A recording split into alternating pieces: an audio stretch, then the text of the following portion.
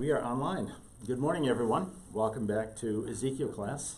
For those of you joining us at home, good morning. We are welcoming you here as well. We're not sure if you're watching us on YouTube or on Facebook. We also have people who now get our notes on a regular basis, but aren't necessarily online. So the ministry is starting to get a little broader in the world, and we welcome you wherever you may be. We pray that God will be with you as you're watching this. So our class this morning is number 8 class in Ezekiel. Last week we did 45 verses, 2 chapters. This week we're only going to do 13 verses. This is much more important stuff, if you will, than what we looked at last week. This is one of the more important passages that you're going to find in the book of Ezekiel. And this is where the glory of God leaves Israel, leaves the temple, leaves Israel, and it will come back. We're going to talk about that, but it is leaving at this point in time. So where we were last week is we were in Ezekiel's second vision. He has 13 visions. His book is made up of 13 visions. God gave him those. He records the exact date of the vision. The exact date is September 17th, 592 BC. He is physically in Babylon at the time. He is a captive. He has been taken captive by the Babylonians. He is physically in Babylon. But the vision transports him in the spirit to Jerusalem, to the temple, to Solomon's temple in Jerusalem. I drew Solomon's temple last week in big thing. This week it's kind of smaller. It's right here, this orange place up on Mount Moriah in Jerusalem. And he is transported in the vision by God to the temple in Jerusalem. And in the temple, he sees the glory of God is being carried away from the Holy of Holies. And it's being taken by the angels. This is the pink arrow now. This is the pink arrow. It's being taken out of the Holy of Holies and through various stages through the temple. And last week we saw it move the next step to the top of we saw it come to the edge of the temple. Over the last several weeks we've seen it come to a couple different stages as it's moving east out of the temple. This week we're going to see it move to the Mount of Olives. Eventually it's going to move on back into heaven. And we're going to talk later about some other places that it is going to return in the future.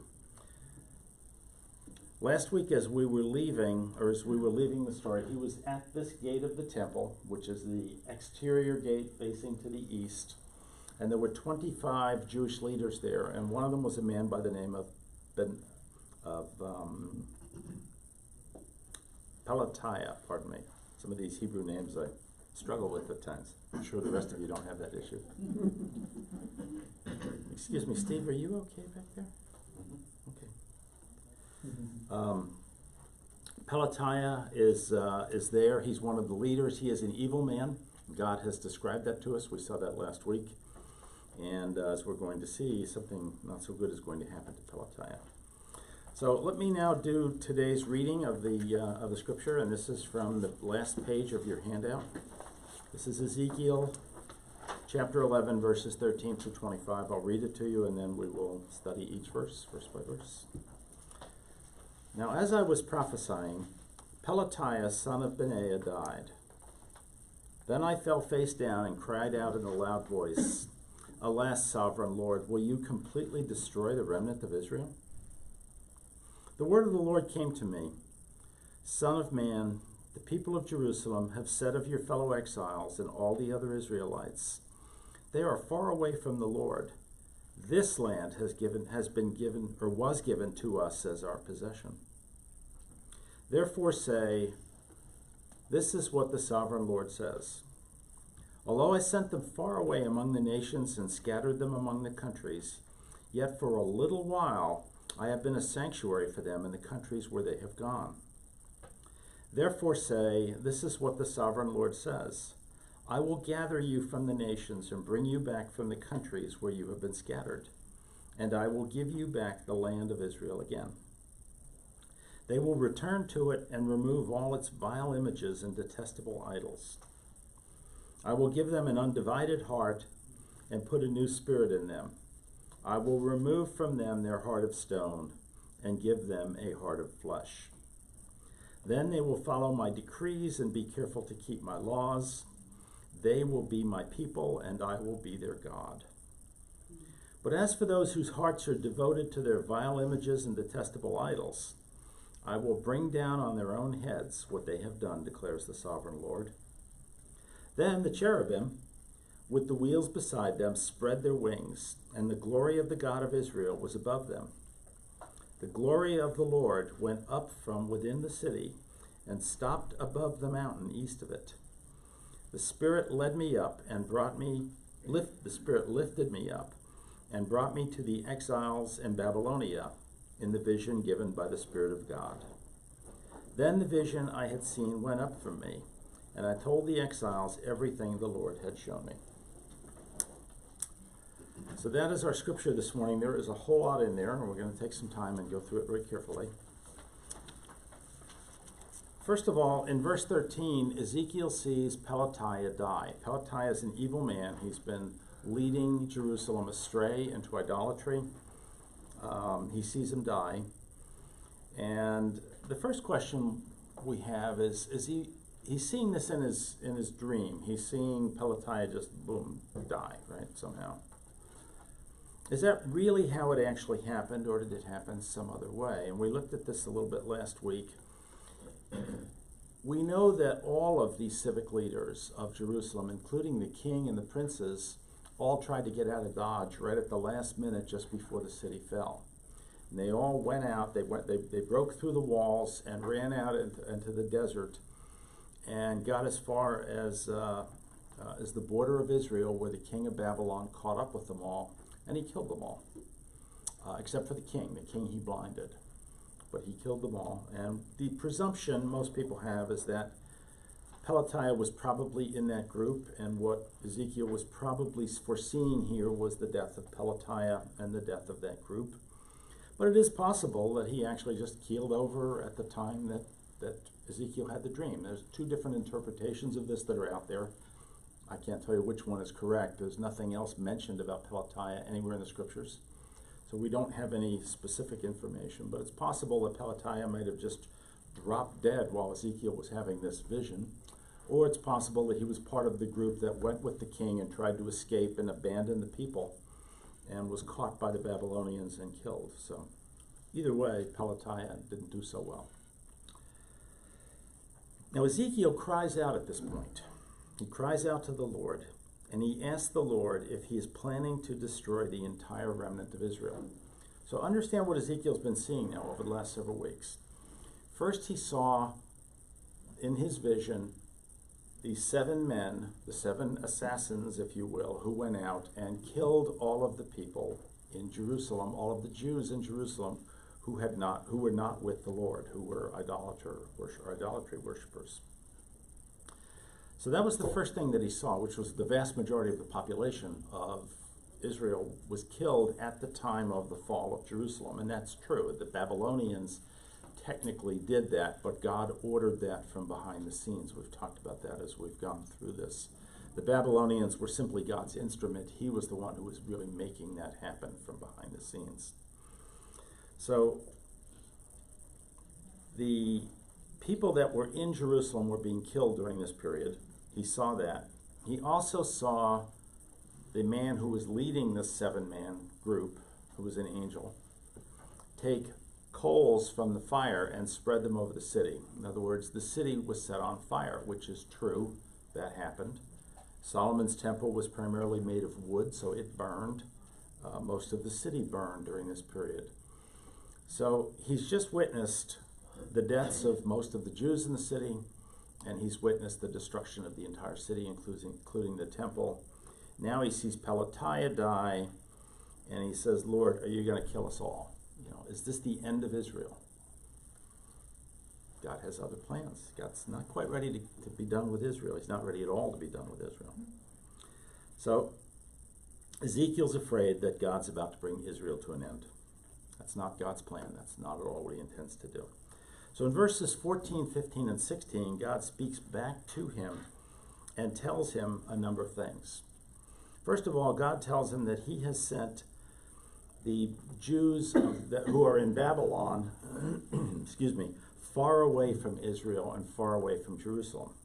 We already know that. Ezekiel's in Babylon with these Jews, so he knows that a whole bunch of Jews have been sent to Babylon. A bunch more are about to be sent after the fall of Jerusalem. He tells Ezekiel that he has scattered the Jews, which is true. Most of them went to Babylon. Some presumably went to some other places. Then he tells Ezekiel that for a little while they will be in these countries. And let's talk about that term, little while, here. Bear in mind, a little while to God might be different than a little while to us, right? A little while to us might be the next 10 minutes. God's been here for an eternity. A little while for God might be a couple hundred years. It might be 70 years. It might be a couple thousand years. So a little while might have different meanings to God. And I'm going to submit to you that this particular verse has two different meanings to the term little while. And we're going to see that as we go through the rest of this chapter. First of all, a little while. Bear in mind, there are some Jews who chose to stay in Jerusalem and some who went to Babylon. And the ones who are in Jerusalem are pretty much saying here that they think that they are the remnant. They're staying in the land of Israel, right? They think they are the remnant. Now, these are people who are worshiping idols, so God doesn't look at them as being the remnant. But they look at themselves, since they are staying in the land of Israel and God's in the temple, that they are the remnant. Well, God's about to leave the temple, and they are not the remnant because they are not loyal to God. They're worshiping idols. The people who are truly the remnant are the people who are going into exile in Babylon. And God's about to make that clear here in these next couple of verses. So as we go through these three verses, 14, 15, and 16, let me reread you parts of that again, just to make it clearer. In verse 14, the word of the Lord came to me, Son of man, the people of Jerusalem have said of your fellow exiles and all the other Israelites, they are far away from the Lord. The land was given to us as our possession. In other words, the evil people in Jerusalem, who are about to be killed by the Babylonians, are saying, this is our land. We're here. We're the remnant. Those people left. They're not the remnant. That's what the evil people are saying. God's about to turn that on his head.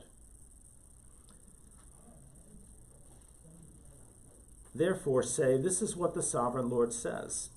Although I sent them far away among the nations and scattered them among the countries, yet for a little while I have been a sanctuary for them in the countries where they have gone.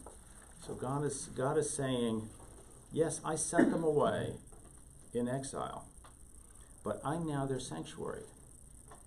Sanctuary, by the way, comes from the Latin word sanctus, which means holy. And holy is a place where you are under God's protection.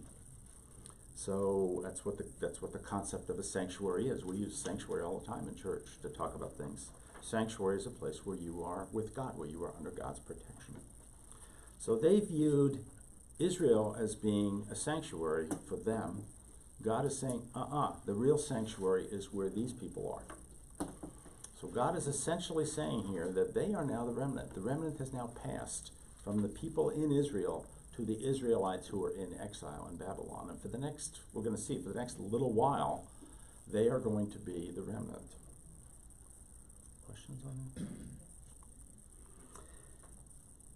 Now, Jeremiah goes on to define the term little while in 3 different places, and I'm going to read you each one of those. One of them is Jeremiah 25:11. Another is Jeremiah 25:12, and the third one is Jeremiah 29:14. And God tells Jeremiah, and Jeremiah tells the people that a little while for them is going to be 70 years. Let's read that. This is Jeremiah. The whole country will become a desolate wasteland, and these nations will serve the king of Babylon 70 years. But when the 70 years are fulfilled, I will punish the king of Babylon and his nation, the land of the Babylonians, for their guilt, declares the Lord, and will make it desolate forever. This is what the Lord says. When 70 years are completed for Babylon, I will come to you and fulfill my good promise to bring you back to this place. So God promised the Jews who went into exile that they would be the remnant, that God will bring them back, and they will be the ones who will repopulate Jerusalem. The people in Jerusalem are going to die. They're going to be gone. They will be scattered to the 4 winds. because they were idolaters. So the people who will come back from Babylon back to Jerusalem in 70 years will be the people who will inherit Jerusalem, and they will be the true remnant of Israel. So in that respect, a little while is 70 years. From 586 BC to 516 BC. The temple was destroyed in 586. The new temple, Zerubbabel's temple, was dedicated in 516. So we have a 70-year period here where the temple was gone from Jewish life, and now it will be back. So the Jews will once again have the ability to have the temple at that point.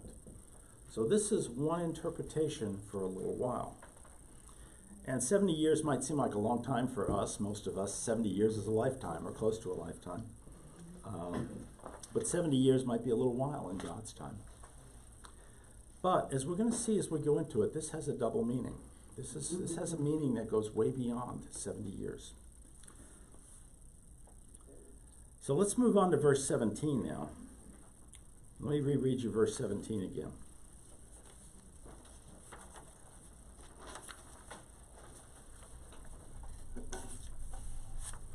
In verse 17, therefore, say, this is what the sovereign Lord says, I will gather you from the nations and bring you back from the countries where you have been scattered, and I will give you back the land of Israel again. So he's talking now to the people that are in Babylon and saying, I'm going to gather you up from wherever you're at, and I'm going to bring you back. There's a couple of problems with that. He says the land of Israel. The land of Israel in the Bible typically means all of Israel.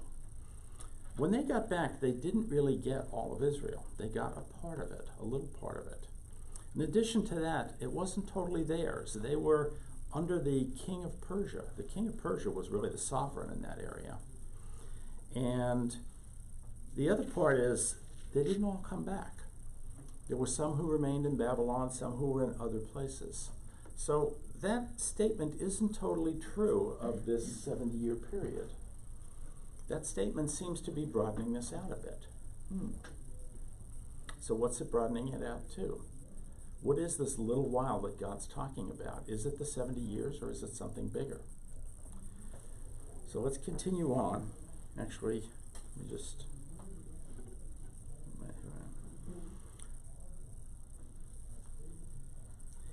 So when Zerubbabel brought the Jews back from Babylon, God didn't give them the entire land of Israel again. They didn't get back Solomon's kingdom again. They got back a smaller piece. And as I said, they weren't sovereign this time. They were sovereign under the previous king, who was now destroyed. But they weren't sovereign this time. And in addition to that, not all of them came back. So this sentence doesn't really completely apply to what actually happened here. It must be applying to something else. So let's take another look at this idea of a little while. The whole idea here may be that the glory of Israel is going to return in a little while. And I think that's what's implied here. And this promise may be fulfilled at a later time. Now, as we go on into verse 18, I'm going to do that one next for you. We're going to start to get an understanding of what God's really talking about here. In verse 18, they will return to it and remove its vile images and detestable idols. Now, this is certainly true. When the Jews came back, first thing they did was tear down all the idols and get rid of them. They had learned their lesson, right? After seeing God destroy their nation, destroy the temple, destroy the city, do exactly what he said he was going to do, first thing they did was got rid of the idols. And interestingly enough, in the 2,600 years since then, the Jews have never really gotten back into idolatry again.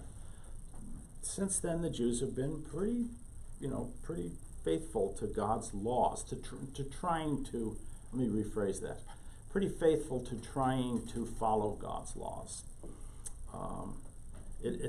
God's laws have pretty much been the lodestone for Israel for the last 2,600 years. So they really did make some changes there.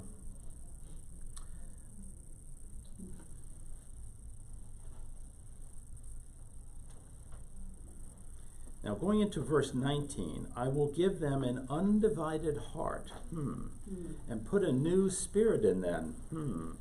I will remove them, or from them, their heart of stone and give them a heart of flesh. Okay, this did not happen then, right?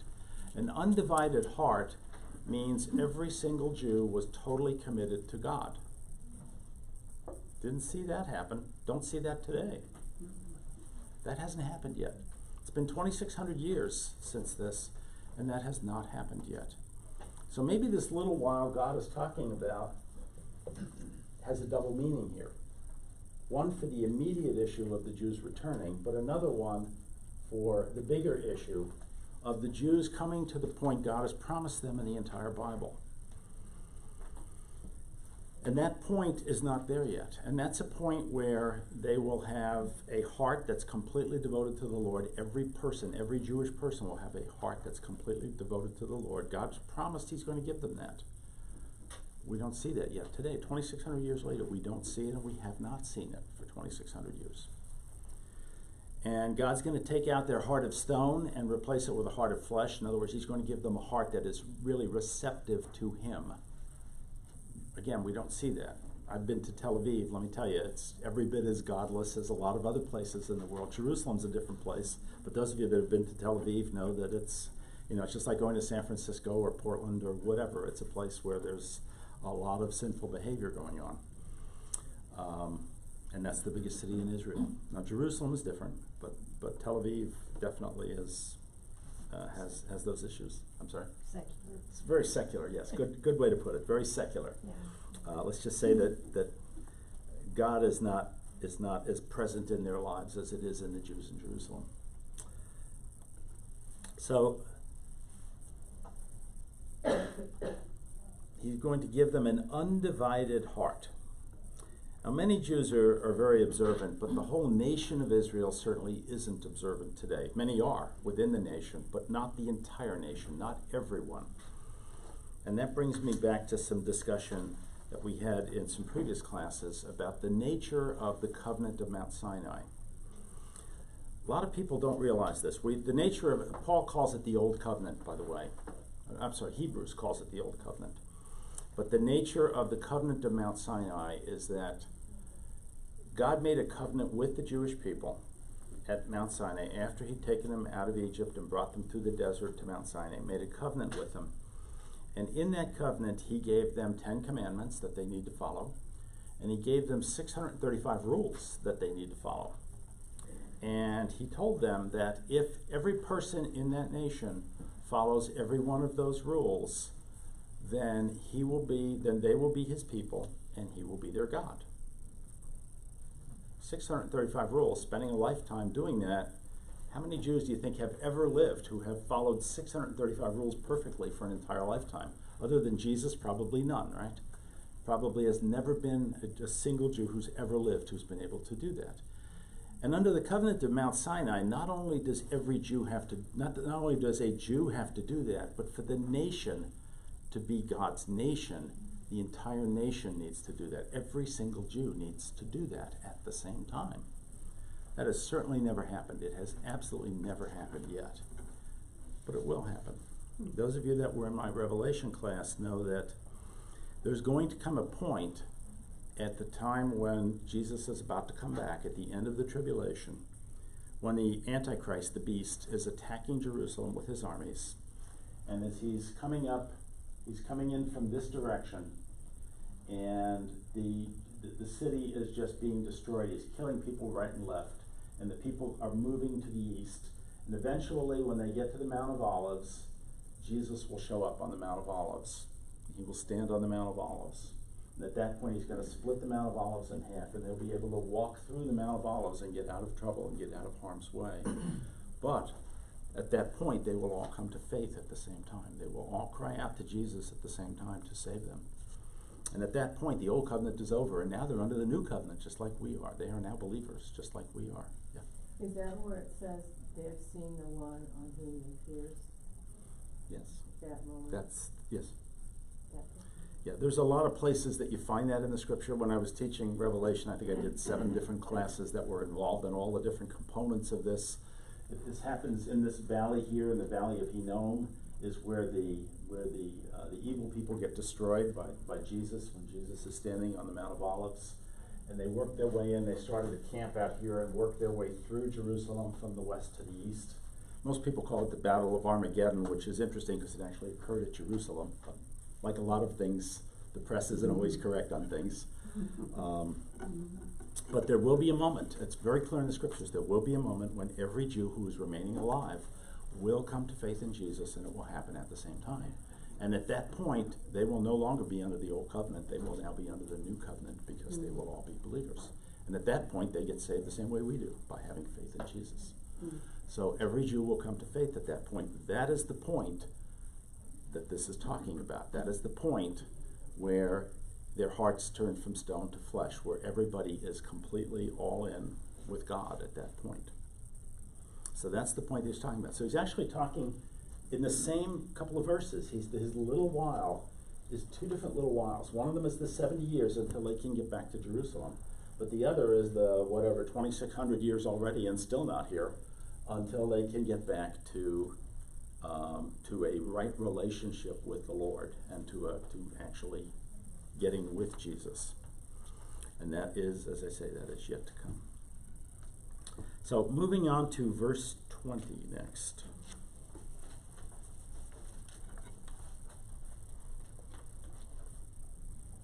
Oh, a couple more things on verse 19. God says, I will give them an undivided heart. We talked about that part. Their hearts will be entirely with God, entirely through Christ with God at that point. He also goes on and says, I will put a new spirit in them. What do you think that spirit is? Okay, who's the spirit that's going to come into their hearts once they accept Christ? It's going to be the Holy Spirit. So that is the spirit that's going to come into them at that moment, and it will be in them forever at that point.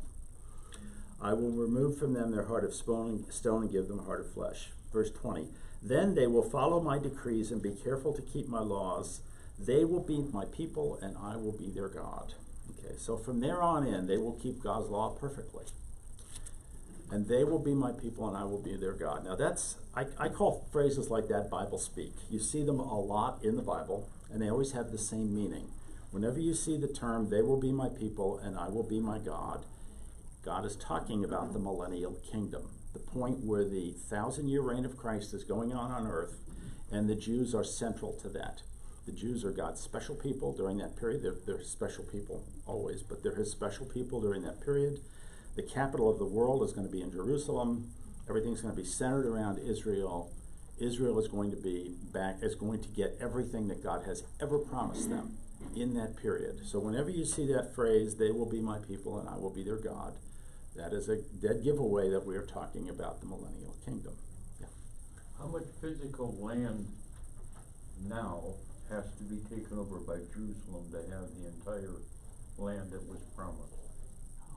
The entire land that was promised goes back to Genesis chapter 15, I think, where God promises Abraham that he will give them everything from the river Nile in Egypt to the Euphrates River in Babylon.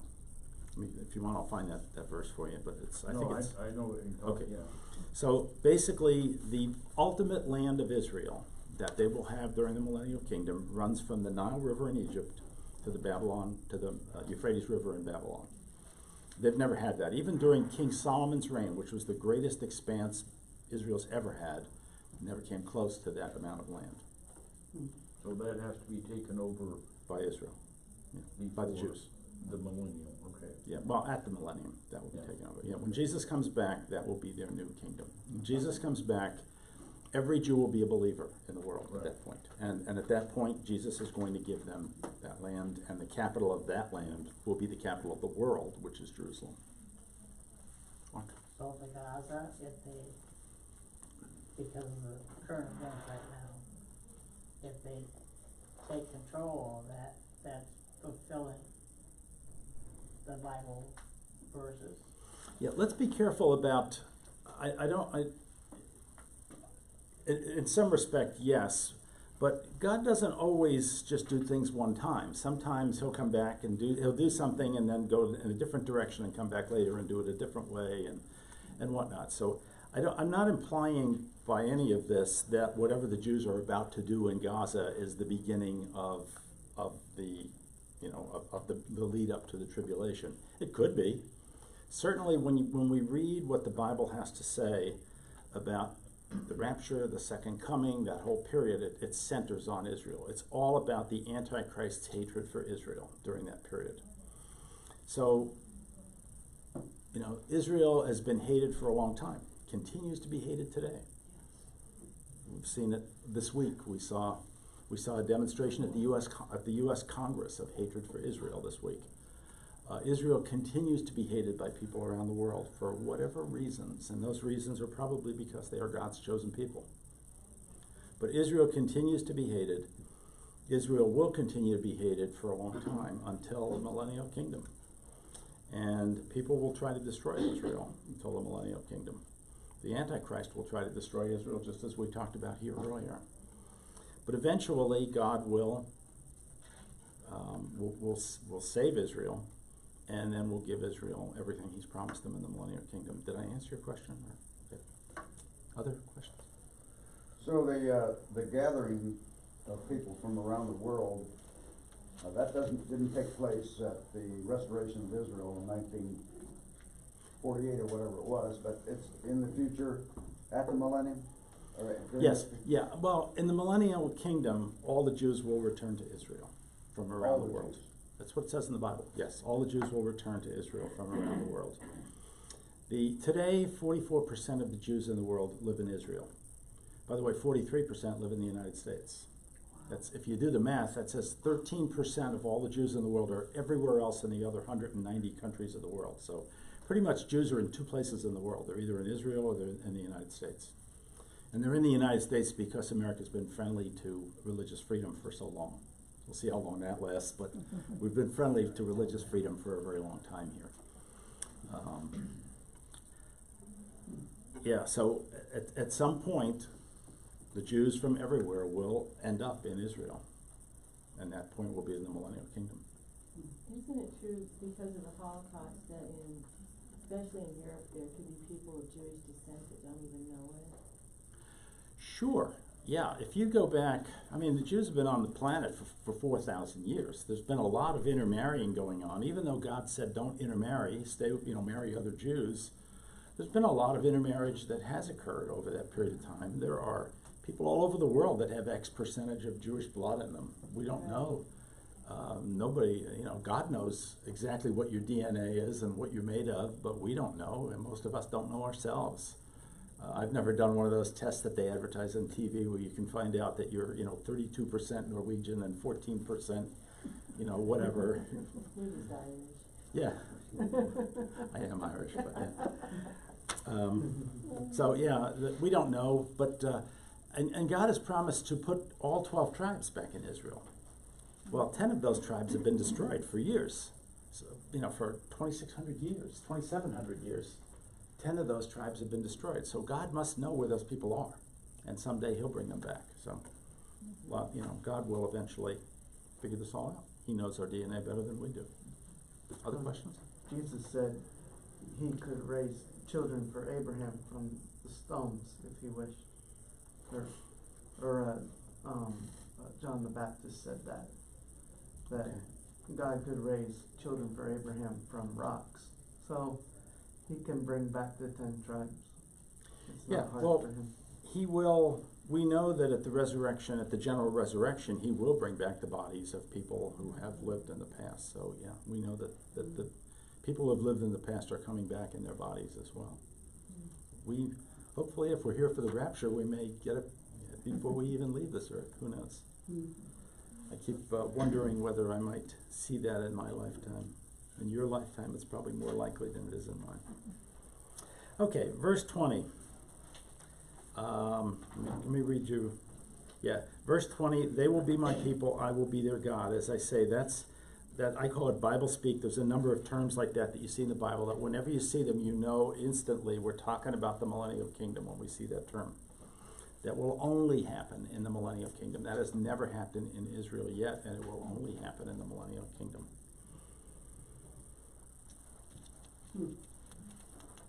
Okay, verse 21.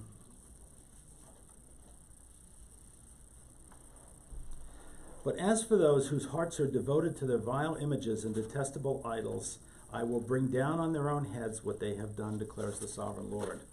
So God is coming back to where he started the passage, where he's saying, okay, those of you who went into exile, you're going to be taken care of. You're going to be in sanctuary. I'm going to take care of you while you're in exile. I'm going to bring you back. And eventually I'm going to bring you to the millennial kingdom, or your descendants to the millennial kingdom. Now God goes back to the people who didn't do that, the people who defied him, who worshiped the idols, who stayed in Jerusalem, and they are going to die, is what God is saying here. They are going to get what they deserve from God. God has been very patient with Israel for a very long period of time up to this point, but he's now at the point of saying, I'm done. I have run out of patience, and this is it. Verse 22 and verse 23, we return back now to the cherubim, that whole story. And the cherubim, last when we left the cherubim, they had gone over a couple of weeks from here to here to here to here to here, and they were now at the entrance to the temple holding up the glory of God. The glory of God is Jesus sitting on a throne, holding up the glory of God. Now, if you follow the pink arrow, what's about to happen is they're going to go next to the mountain that is to the east of the city, which is the Mount of Olives. It doesn't say what happens from there, but we know from Revelation that the Ark of the Covenant's in heaven today. Therefore, at some point, the glory of God gets to heaven. It doesn't just sit on the Mount of Olives for the next 2,600 years, presumably.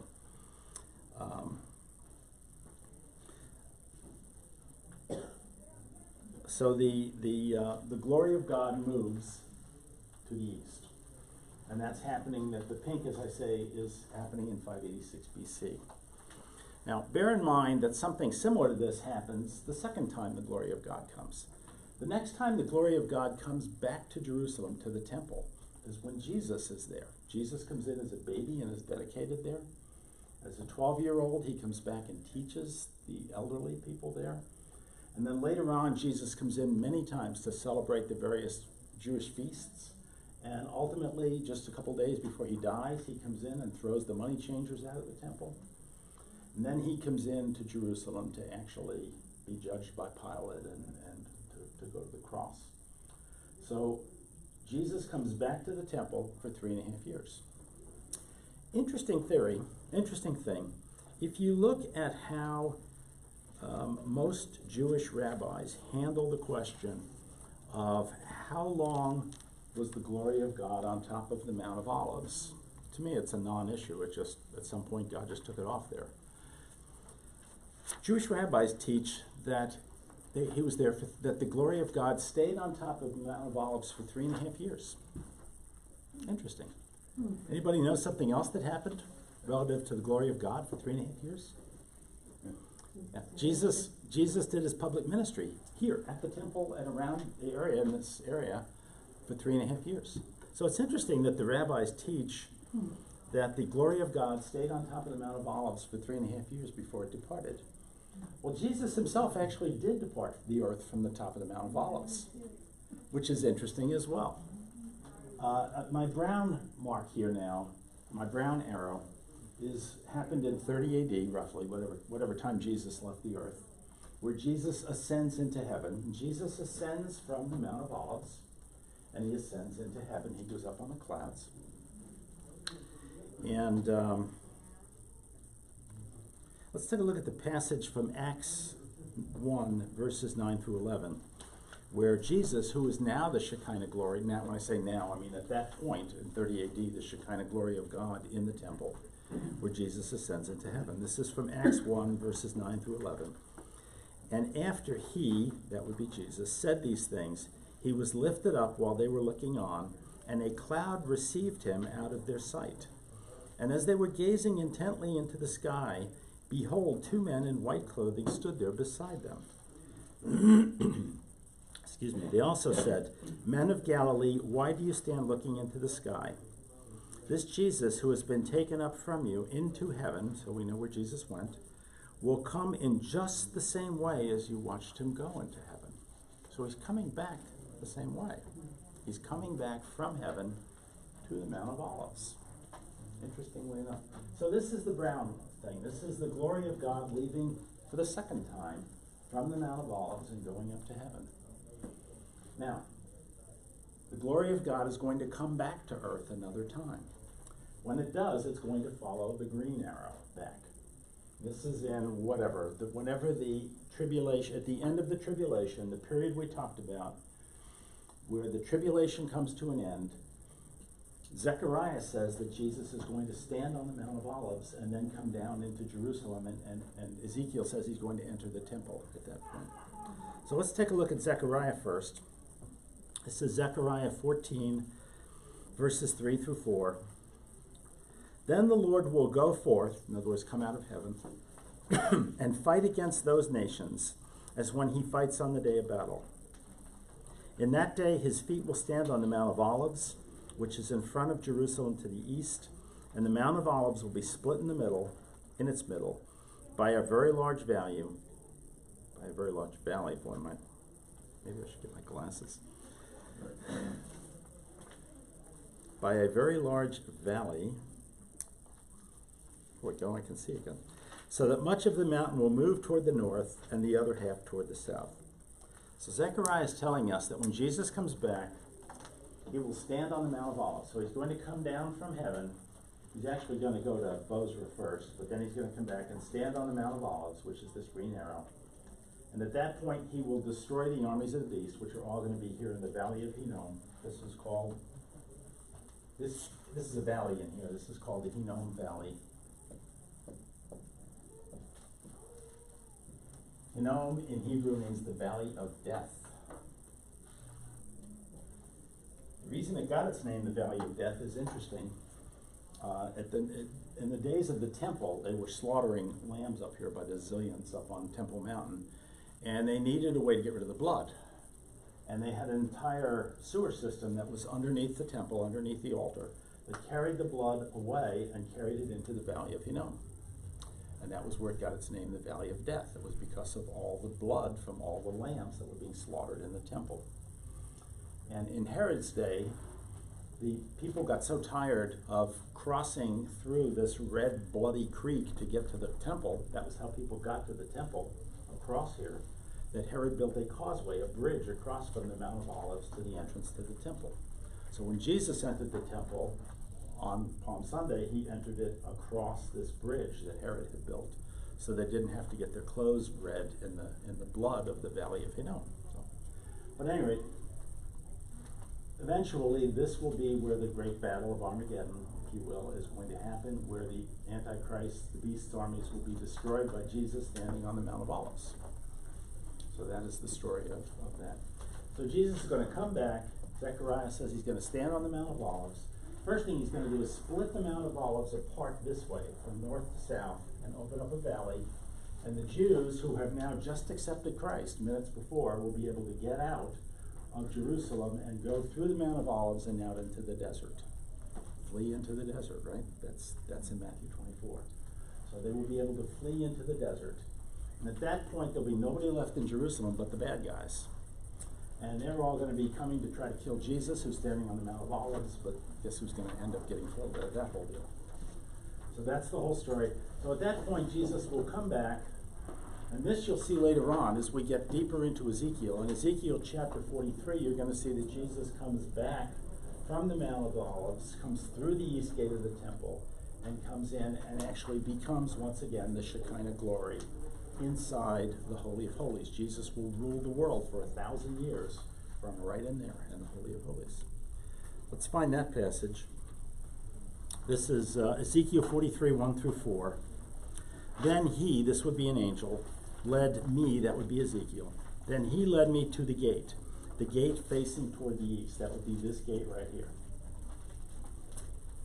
And behold, the glory of the God of Israel was coming from the way of the east. That would be Jesus himself.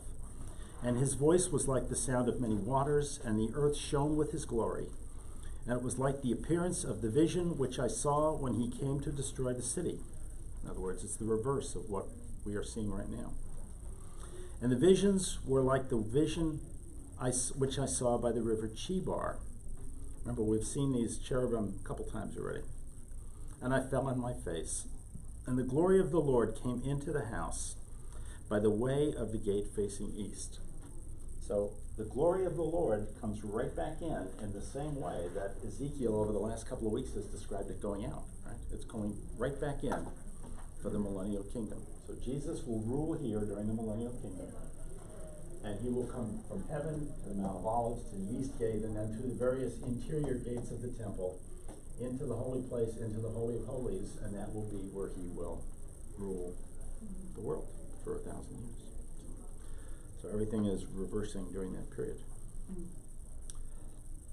So, let's talk about Israel for a minute. Israel is about to go through a very tough time here because their temple's about to be destroyed, their city's going to be destroyed, most of their people are going to be killed. But there's a silver lining in the cloud for Israel. And the silver lining in the cloud is that the millennial kingdom is coming.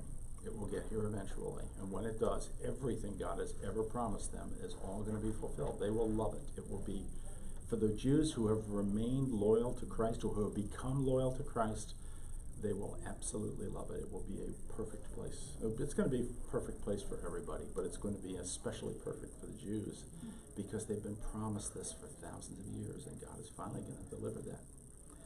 So when you hear somebody, some Ayatollah in Iran say, I'm going to wipe all the Jews off the face of the earth with a nuclear weapon, it ain't going to happen. God has got this. Don't worry about it. He's got this under control. They'd have to wipe out the sun, the stars, and the moon first. According to And they're going to have, God will dwell among them again, and he will dwell right in their midst. Jesus will dwell right here in the temple, and they will have the heart to accept him at that point. They will have the heart to just give themselves completely to him. And during the millennial kingdom, the Jews who are alive during that period will actually have some advantages that Gentiles will not have during that period. We covered that during my Revelation class, some of you may recall. Basically, it appears from the scriptures as though Jewish babies who are born during that period will be born having already accepted Christ, in effect, whereas Gentile babies will have to make the decision within the first 100 years to accept Christ. So the Jews will have an advantage doing that. That's the big advantage they're going to have during the millennial kingdom. At any rate, the Lord is going to treat Israel with kindness and mercy and restore it to its full glory. It's going to happen. Whatever we see going on in the world today is all preparatory to leading us in that direction, but it will happen. And I hope the Jews have faith that it will happen for them. So other questions we might have? We got a couple of minutes early here today. When do you think the temple will be rebuilt? I think the temple will be rebuilt twice more. Yeah. First of all, it says that there will be a temple there during the tribulation. There is a huge desire on the part of Israel today to rebuild the temple. When Deb and I have been to Jerusalem, we've gone to a place called the Temple Institute, and this is run by Jewish people, and they have rebuilt all the vessels that are going to be in the temple. Everything that the Bible says needs to be in the temple is there. I mean, you can walk in and see rooms full of glittering gold things that are going to go into the temple. They have even redone the high priest's breastplate that has all these precious stones in it, if you remember that. It's all there. It's all in the Temple Institute. It is ready to go. If the political settlement comes tomorrow to rebuild the temple, the Temple Institute is ready to do that. They're ready to put the temple up again on Temple Mount. Right now, the thing that's stopping it is the Muslims don't want it. Mm-hmm. The Muslims have a shrine there as well, and they're, it's been going on for 1,000 years, whatever, many years. So right now, what's stopping it is the political settlement, but it's pretty clear that in order for the Antichrist to be able to go up to a temple that's on Temple Mount, there has to be a temple there. And there isn't one there today. So at some point, this will get resolved. Now, what the Bible appears to tell us is that the person who will help resolve it is the Antichrist. That one of the reasons he will come to power is the ability to broker a settlement to this whole deal. I don't know what that settlement might look like. If you look at the second chapter of the book of Joel, it says they will divide the land. The land is Israel. They that they're talking about is the Antichrist's people. They will divide the land. So is the Antichrist going to come up with a two-state solution? Is that how he's going to somehow, part of that deal is the temple gets rebuilt? Maybe the Antichrist is gonna broker that deal. I don't know how it's gonna work. All I know is that when we get to the midpoint of the tribulation, there will be a temple on Temple Mount, but it will not really be God's temple. It will be the Antichrist's temple. Not really God's temple. Now, the second temple that temple obviously will be destroyed at some point. The second temple that will be there is Ezekiel's temple. And Ezekiel's temple we're going to study in a couple of months when we get to chapter 40. We've got a ways to go to get to chapter 40 yet. But Ezekiel's temple will stand here on Temple Mount also. Actually, the entire topography of Jerusalem will be redone at that point, and it'll be much bigger. And Ezekiel's temple is huge. It's gigantic. So it will be there, and it will be the millennial temple. It will be the temple that Jesus will dwell in during the millennium, and that will be God's temple. So there'll be two new temples eventually on Temple Mount. One the Antichrist will broker, and the other God will build himself. Other questions? Okay, well, thank you all, and have yourselves a wonderful week and a wonderful day in the Lord.